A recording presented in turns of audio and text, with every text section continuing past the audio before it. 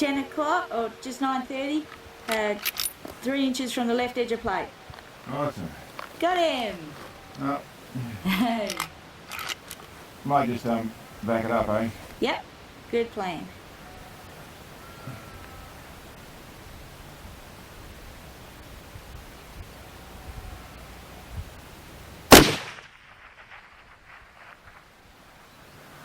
There, 10 o'clock, well, it's just near the top of the plate, 4 inches from the top.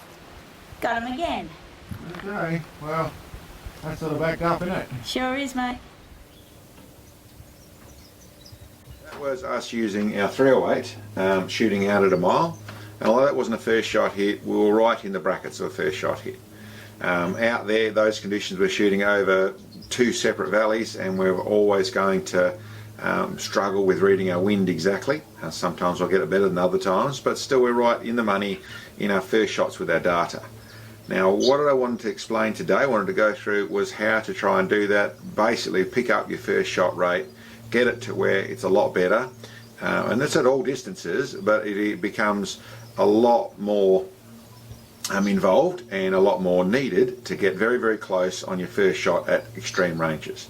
For people who've shot at extreme ranges, they already know that sometimes you can have what you think's the right data, you shoot out there, you're talking 2,000 or 2,500 or 1 mile or 3 miles.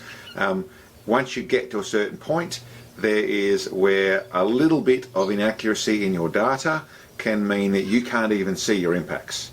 Lots of conditions involved, but today what I want to go through essentially is how to get that sort of stuff, and how to do what I've mentioned before, is tweak the data in your ballistic apps, so in your ballistic algorithms, or whether it's on your phone, whether it's on a PDA, whether it's on a computer, however it is, essentially where you tweak the data to make sure that it works perfectly. Now I'll just reiterate on that score. A lot of people think that using data in a modern app, whether it's the AE Ballistics, whether it's the Shooter, whether it's the Istrolock, there's a lot of different apps and a lot of very good apps out there, but a lot of people think the best way to make that most accurate is to measure their muzzle velocity perfectly, use the correct data, corrected data in the way of ballistic coefficients on bullets, and you're going to get perfect all the time. The truth is, what I've found is that isn't necessarily the case. Those apps are very good, the algorithms are getting better and better, the guys are always refining them, they're always lifting them up, they're putting more data in, they are upgrading bits and pieces to make them better, but my thoughts on how to use that process is not to go specifically, or not to trust specifically the simple ingredients, but to actually use all the benefits of those algorithms by trimming them. And that is largely, sometimes it's changing your ballistic coefficient fraction for once you get extreme ranges. Most times it's just trimming your muzzle velocity to make it suit. Now I'll go through and explain what I'm talking about. Let's start off with, you need data. As I've always explained, you need lots of data. So whether you have, as I used to have, one notebook for all my shooting, or multiple notebooks for multiple rifles, or now we have our own systems where we essentially take out our field log, we fill it out with all the details. So, and that's talking about where we're talking about the wind, the 3 different winds we can read across it. So target wind, mid-range wind, shooter wind, trying to record all that sort of stuff to make sense of it. Humidity, pressure, temperature, altitude, shot angle, the angle of the shot, the azimuth, or essentially your compass direction of your shot, all that sort of stuff, your caliber, your loads, your notes, all the bits and pieces from your combined overall length, the bullet jump, the powder, the grains, the primer, the brass, with plus any notes, any details you've got of what this load is doing, or you're expecting it to do, or you're trying to make it do, all noted, with a matching page that goes through what actually happened. So what your shot was, what was going on with your shot, so there's other things to make reference of what's going over here, and then your calculated bullet drop and your calculated windage. So that is talking about spin, that's talking about spin elevation, that's talking about all things you're expecting with your totals, and then down below that your actual results. those two things there can then tell you how close your data is, and essentially that is the difference you're looking for. But when I sit down and go to make an adjustment, go to trim things, I go out to do a long shot, I take multiple pages. So that's, you fill out that's your shot. In mine, I have a couple of these books. Okay, so we go to this, we go to our 308 page, and you'll see here I've got recorded data for a few shots in the system, but essentially we've gone through, recorded all the data as we spoke about, and then I've also got what we actually ended up with, our actual shot data.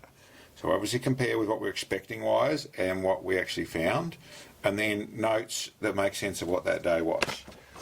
Over another couple of pages, same detail, all the shot data, all the actual weather data, load data, and then over here what we calculated, what we expected, and what we shot, notes once again. Once again, this is the shot from last week. Same details, all the bits and pieces of the load. Then back over here we've got what we expected correction-wise, what we got correction-wise, our notes to go with things. Now this is all to put together. This is used along the lines of where we put in essentially the correct the dope of what we've actually found. So all our shot data, I go through and I run that back through the particular ballistic program I'm using, run it back through that to make sure that essentially I get, once I put it in there, I get the data. I use all the weather from that day, I put it all in as if I was about to do that shot, and then see what my result is. I do the same for the next day and see what my shot is, see what my result is, see how close what I'm putting into my, whether it's an app on a phone, it's a PDA, whatever that program is, however I'm doing it, I put it all through that process and see I'm getting to the same place. If I find the shot's too high, the shot's too low, whatever it is, the data is incorrect, I'm hoping to see a trend in that side of things that then I can adjust it and move it. So largely I'll be talking about moving the muzzle velocity and moving it to make it suit. So then I'm adjusting to my dope.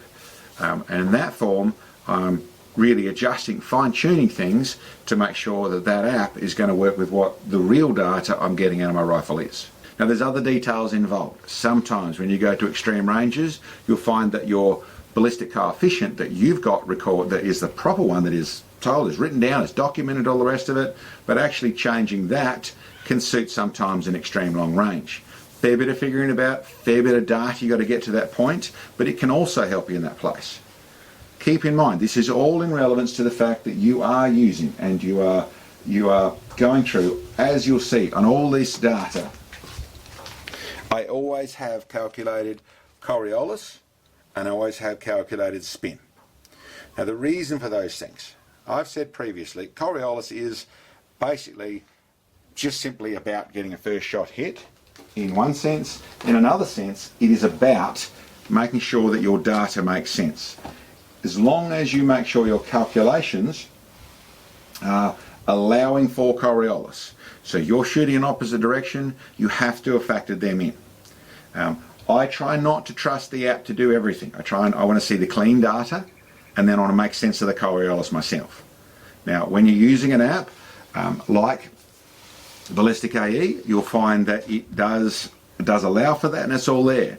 Go through the effort of taking out your Coriolis. Go through the effort of taking out your spin drift to find out what it's actually telling you, so you've got clean data. But it is a case of that's where those figures are very, very important for trying to tune that app or tune that algorithm to make it work perfectly. Anyway, that's basically the concept I want to say. The process of actually tuning an app is about data, recording it. Like I said, no matter how you're recording it, all those functions need to be recorded, because essentially this is another thing where your actual your temperature coefficients, your temperature reaction of the actual powder, your temperature reaction of the day, how it actually affects things is relevant. And changing that number, whether it's a 0.1 or it's a 0.2 or it's a wherever it is in your temperature stability of your powder, is really, you can go through a simple test at the beginning of things where you just change your temperatures, and you see guys do that, put a bullet in ice, cool it right down, shoot it, heat it up, shoot it, record the difference. it's only one very little piece of temperature change. Temperature changes air density, temperature changes the ambient temperature of the rifle, how fast and cool, how fast the barrel cools back down. There's lots of things that change. If you record it all the time, the more you record, the more you'll see trends and things, the more you'll be able to understand things. And the truth I've actually found is that my data from the last 3 shoots, what I'm doing here, is only a small piece of the picture. When I start to try and figure out, okay, I've got a little change, and I'm trying to find that change, the more data, the more history I've got, the more I can look at things and I can start to see trends. So you start to look at, okay, well that was this day, you've got recorded what you did, you've got recorded, you should be putting down to a degree what sort of shot count you're doing, where your temperature was, all that sort of stuff. The more notes you put in, the more at the end of the day you'll figure out. And when I say the end of the day, I'm talking about that can be in 4 years' time, where you can go back to data and go, oh look, there's a trend I didn't see then, but now I'm looking for it and I can actually see it in my data. So anyway, that's essentially, like I said, whether it's a single notebook, lots of notebooks, log systems, all sorts of stuff. We obviously have our own log system, but any one of those details, the more data you get, as long as you're analysing it, as long as you're making sense of it, as long as you're using it, as I said, every time I go out for an ELR shoot, I will go back through data and make sure that what I'm going to punch in is going to come out with a number that I'm really expecting to get very, very close, and that's out of, essentially at that stage, ignoring all the information of simply what I've recorded in the way of muzzle velocity and really going what I've recorded in the way of previous hits. Dope. Data of previous engagement is how I can fine-tune to get as close as I can, if not get a first shot hit.